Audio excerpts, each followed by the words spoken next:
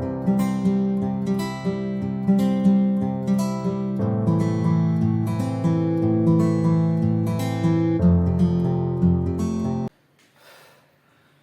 वालेकुम, welcome back to our channel Easy Mathology. और आज हम कर रहे हैं चैप्टर 11 की 11.1 एक्सरसाइज के टोटल 15 क्वेश्चन है और सबके सब शॉर्ट क्वेश्चन है, लेकिन मोस्ट इंपोर्टेंट क्वेश्चन है और बहुत ही आसान सवाल है। आपको अगर ये 4 सवाल समझ आ जाते हैं, 1 2 3 4, तो पूरी एक्सरसाइज आपको 11.1 समझ आ गई। और इन 4 के बाद मैं थोड़े से कॉन्सेप्ट्स और चेंज करूंगा, फ्रैक्शन के क्वेश्चंस ले आऊंगा या पहले कांस्टेंट मल्टीप्लाई हो रहा तो क्या होगा। तो 4 ये करेंगे और इनके बाद 4 और कर लेंगे, तो मैक्सिमम 10 से 15 मिनट के अंदर ये वीडियो वाइंड अप हो जाएगी, ठीक है। लेकिन इससे पहले हमने लास्ट वीडियो में 11.1 के अंदर जो एक टेबल होता है डोमेन रेंज का, इन डेप्थ वो डिटेल में डिस्कस किया था। और मैंने आपको ये भी बताया था आपकी बुक में उसके कोई क्वेश्चंस नहीं है, बट स्टिल डोमेन और रेंज का वो टेबल पूरा बनता कैसे है वो मैंने आपको सारा प्रीवियस वीडियो में समझाया था। मैं ऊपर आई बटन में उसका लिंक दे दूंगा। डोमेन रेंज का कॉन्सेप्ट आपने अगर समझना है और अपने दोस्तों को भी अगर समझाना है तो आप उस वीडियो का लिंक उनके साथ शेयर कर सकते हैं। और मोस्ट इंपोर्टेंट टॉपिक है वो सेकंड ईयर में भी डोमेन रेंज आएगी आपके पास, ठीक है, चैप्टर 1 में आ जाएगी। खैर, यहाँ पे पीरियड्स का कॉन्सेप्ट है। पीरियड्स क्या होते हैं? एक स्पेसिफिक ड्यूरेशन के बाद, जैसे फॉर एग्जांपल हम एकेडमी में पढ़ते हैं या स्कूल में पढ़ते हैं, तो एक स्पेसिफिक ड्यूरेशन के बाद एक लेक्चर होता है, फिर एक स्पेसिफिक ड्यूरेशन के बाद एक पीरियड आता है, फिर एक स्पेसिफिक ड्यूरेशन के बाद, तो एक ही काम बार बार, जैसे अगले 24 आवर्स के बाद आपका लेक्चर दोबारा रिपीट होगा या यही टाइम 24 आवर के बाद दोबारा होगा। तो एक स्पेसिफिक ड्यूरेशन के बाद जब चीज रिपीट होती है तो हम उसको कहते हैं ये पीरियड है, ठीक है।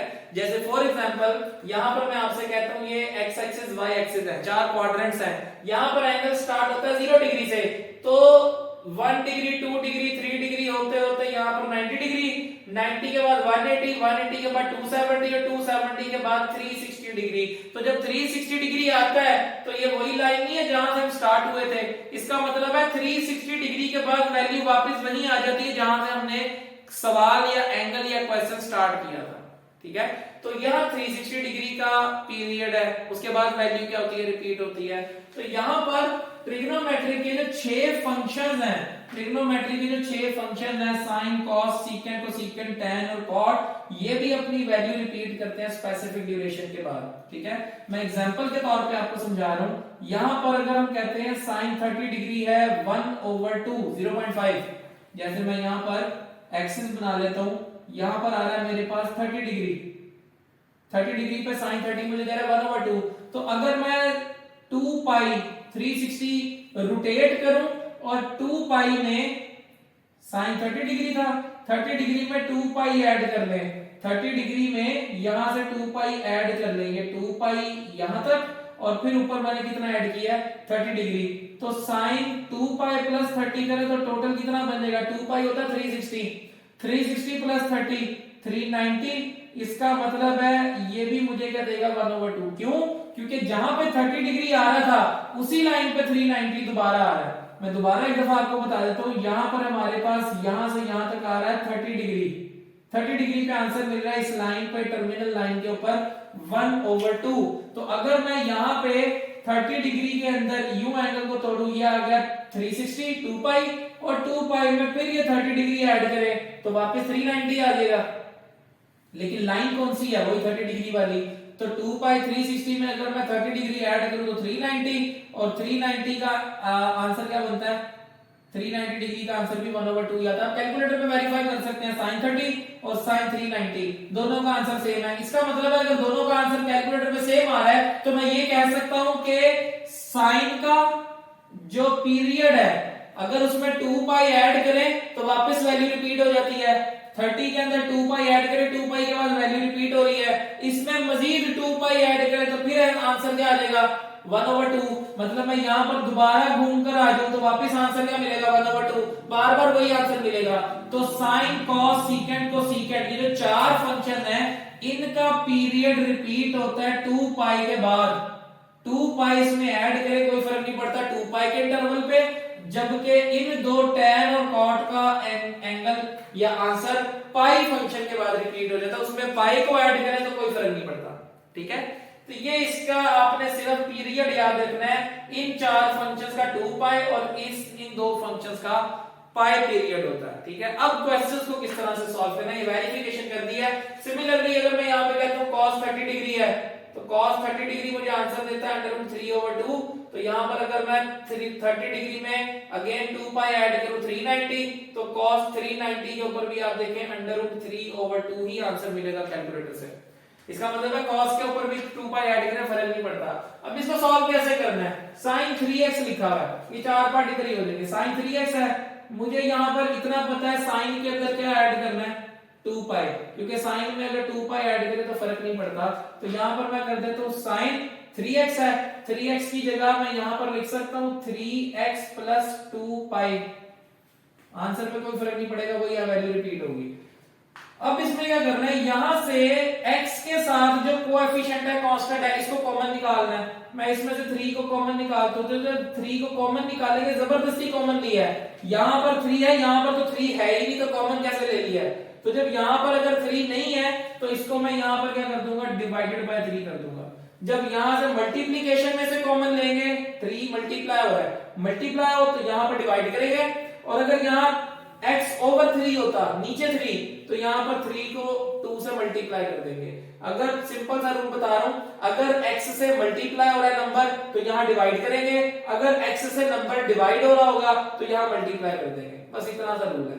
तो जब x में से 3 कॉमन लेंगे तो इसके नीचे डिवाइड करेंगे। अब अगर मैं वापस मल्टीप्लाई करूं, 3x था 3x, और 3 को जब 2x पाई से मल्टीप्लाई करेंगे तो 3 से कट जाएगा, वापस 2 पाई आ जाएगा। इट्स मीन यहां पर मेरे पास ये दो स्टेप्स करने के बाद मेरे पास ये जो इंटरवल आया है, ये जो वैल्यू आई है, ये मेरे पास क्या है, पीरियड ऑफ sin 3x। तो यहां पर आपने सिंपल लिखना है पीरियड ऑफ sin 3x। इस क्वेश्चन का पीरियड क्या है, 2π/3, जो ये आंसर है 2π/3, ये इसका पीरियड है। ठीक है, इस तरह से आपने बस ये दो 3 स्टेप्स के सवाल है। दोबारा हमने cos 2x है, cos 2x में कितने ऐड करें तो फर्क नहीं पड़ता, 2 पाई। इन चारों के लिए, चारों फंक्शंस के लिए मैंने 2 पाई ऐड करना है, 2 पाई ऐड करें कोई फर्क नहीं पड़ता। अगेन 2 कॉमन लेना है, क्योंकि x के साथ 2 मल्टीप्लाई, जो x के साथ नंबर होगा वही कॉमन आएगा। तो इसमें से जब 2 कॉमन लेंगे तो इधर क्या बचेगा, x प्लस, अब इसमें 2 है, यहां पर 3 नहीं था तो डिवाइड किया था, यहां पर 2 है, तो जब दोनों में से 2 बाहर चला जाएगा तो इधर क्या बचेगा, पाई ऑब्वियसली। अच्छा, अगर मैं उस कॉन्सेप्ट पर रहूं कि मैंने यहां से 3 कॉमन लिया था तो 3 डिवाइड किया है, तो बचेगा नहीं। जिस तरह आपने यहां से 2 कॉमन लिया तो इधर भी 2 को डिवाइड करें, अगर मैं यहां 2 को डिवाइड कर दूं तो 2 की तब भी तो कटिंग हो जाएगी, पाई बचेगा। तो आपकी मर्जी है, अगर डिवाइड करके कटिंग करनी है वो भी ठीक है, और अगर आप डायरेक्ट सोच ले कि दोनों में 2 है, दोनों वैल्यूज के अंदर क्या 2 आ रहा है, इधर भी 2 है इधर भी 2 है, तो मैंने 2 को सिंपल क्या कर लिया, बाहर कॉमन निकाल लिया, तो यहाँ x प्लस पाई। अब जो ये वैल्यू मेरे पास बची है, ये पाई, ये मेरे पास पीरियड है, तो इसका आंसर बन जाएगा period of cos 2x is pi. बस ये स्टेटमेंट लाजमी लिखनी है, असल मार्क्स स्टेटमेंट नहीं है। उसके बाद tan 4x में अगेन tan 4x में क्या ऐड करना है, tan देखते ही पता लग रहा है ये वाले दो फंक्शन है, tan में ऐड करेंगे पाई, तो tan में जब यहाँ पे पाई ऐड करेंगे तो हमने अब कॉमन क्या लेना है, इसमें से x के साथ 4 है, कांस्टेंट 4, अब इसमें 4 नहीं है तो यहाँ पे डिवाइड कर देंगे 4, बस। जब इसमें यहाँ 4 कॉमन लिया, 4 इधर तो नहीं है तो उधर डिवाइड कर देंगे 4। अब ये जो वैल्यू बची है, ये आपने सर्कल नहीं करना, मैं सिर्फ समझाने के लिए बार बार बता रहा हूं, तो यहाँ पर लिख देंगे period of tan 4x is π/4। Similarly इसी तरह cot x/2, तो cot x/2 में भी क्या ऐड करेंगे, पाई। क्यों, वो नीचे tan और cot का जो जनरल एंगल है वो सेम है। तो यहां पर अब कॉमन क्या लेना है, ये पहला सवाल है जिसमें फ्रैक्शन आ रही है, यहां से कॉमन लेंगे 1/2, क्योंकि नीचे 2 है, अगर ऊपर 2 हो तो 2 बाहर आता है, अगर x के नीचे 2 है तो 1/2 कॉमन जाएगा, फ्रैक्शन में लिखा हुआ है। सेम मैंने यहां पर भी कहा था, अगर 3 मल्टीप्लाई हो रहा है तो यहां डिवाइड करेंगे, अगर यहां डिवाइड हो तो मल्टीप्लाई करेंगे, तो यहां 2 डिवाइड हो रहा है तो इधर क्या करेंगे, 2 मल्टीप्लाई, तो ये आ जाएगा x प्लस 2 पाई। अब इसको अगर मल्टीप्लाई करें तो 1/2x दा x/2 और 1/2 को 2 पाई से करेंगे 2 से कट जाएगा तो पाई रह जाएगा। वापस वैल्यू हमारे पास क्या हो रही है, पाई की सेटिस्फाई हो रही है। तो अगेन यहां पर हम लिखेंगे the period of cot x/2 is 2 पाई, ये इसका आंसर है। ठीक है, आप इसको नोट डाउन कर लें और तसल्ली से इसको जो है इसका स्क्रीनशॉट ले लें, बेशक अगर ले सकते हैं, नहीं तो इसको नोट डाउन कर ले वीडियो को पॉज करके। मैं तब तक इसके 4 पार्ट्स और यहाँ पे जी। तो ये बाकी के कुछ सवाल 4 और लिखे हैं यहाँ पे, टोटल 15 सवाल है, लेकिन मेथड सेम है, तो मैं बस ये फाइनल 4 सवाल करवाऊंगा, ये एक्सरसाइज खत्म। इसके अंदर भी अगेन हमने क्या करना है, यही चीज देखनी है कि अगर ये 4 फंक्शन है तो 2 पाई ऐड करेंगे, ये 2 फंक्शन है तो पाई ऐड करेंगे। तो यहाँ पर हमारे पास साइन x ओवर साइन देख के पता लगा है 2 पाई ऐड करना है, तो यहाँ पर आ जाएगा साइन x/5, इसमें ऐड करेंगे 2 पाई। सिमिलरली कॉमन क्या लेंगे, जैसे लास्ट क्वेश्चन में या फ्रैक्शन में था 5, तो 1/5 नीचे से कॉमन जा रहा है, तो 1/5 कॉमन लेंगे, 1/5 कॉमन लेंगे तो इधर क्या आ जाएगा x प्लस 2 पाई। मैंने आपको कहा था अगर डिवाइड हो रहा है तो ऊपर मल्टीप्लाई करेंगे नंबर, अगर मल्टीप्लाई हो रहा तो यहां डिवाइड करते हैं, बस ये कॉन्सेप्ट है। अगर 5 नीचे से कॉमन लिया तो 5 2 दा यहां पर आ जाएगा 10 पाई। तो इट्स मीन यहां पर ये जो वैल्यू हमारे पास बची है ये हमारे पास क्या होगा, पीरियड होगा। तो यहां पर लिखेंगे period of sin x/5 sin x/5 is 10 pi. Similarly यहां पर भी क्या हो रहा है, यहां पर 10x/7 है, इधर आ जाएगा 10x/7, इसमें ऐड करेंगे पाई क्योंकि फंक्शन क्या है इसका पाई। यहां से कॉमन क्या लेंगे 1/7, तो अंदर यहां पे क्या बचेगा x प्लस, यहां 7 डिवाइड हो रहा है, इधर मल्टीप्लाई होगा 7 पाई, खत्म सवाल। Period of 10x/7 is 7 pi. Simple सवाल। यहां पर बस फर्क यह है 3 बाय मल्टीप्लाई हो रहा है, अभी तक कोई ऐसा सवाल नहीं किया जिसमें फंक्शन के बाय कांस्टेंट मल्टीप्लाई हो रहा हो। तो यहां पर अगर हम देखें कांस्टेंट मल्टीप्लाई हो रहा है, कोई फर्क नहीं पड़ता, वो ऐसे ही चलता रहेगा। यहां पर आ जाएगा cos x/5 प्लस कर देंगे 2 पाई। अब इसमें से कॉमन क्या आएगा 1/5, तो 1/5 कॉमन लेंगे, इधर x 5 इधर मल्टीप्लाई होगा 10 पाई। तो यहां पे पीरियड हमारे पास बन जाएगा द पीरियड